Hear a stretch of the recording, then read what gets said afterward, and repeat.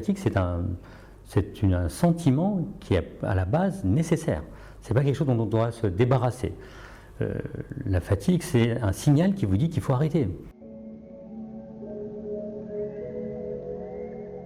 Fatigue qui est liée à un effort, donc on va qualifier de bonne fatigue.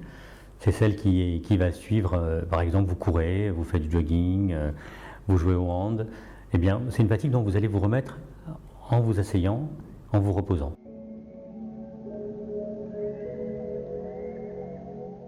Elle est liée à sa façon de vivre.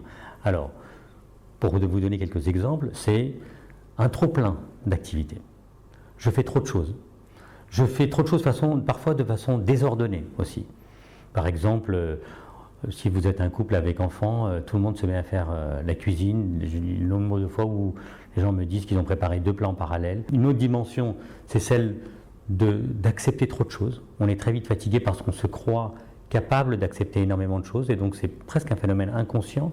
Donc apprendre à dire non, et c'est un véritable apprentissage, nous permet de sortir de ce type de fatigue.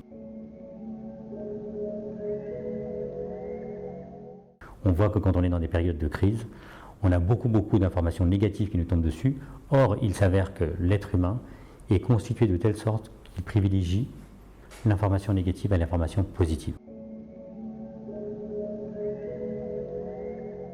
Il est essentiel là aussi d'apprendre à ajuster sa manière de travailler et ne pas se laisser vite happer par des sources de fatigue qui sont trop importantes.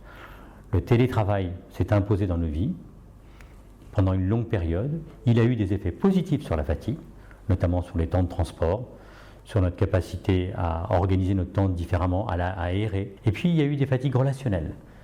On s'est rendu compte de l'importance de la machine à café, qui était un lieu où on pouvait résoudre des conflits, où on pouvait échanger, où il y avait des temps pleins.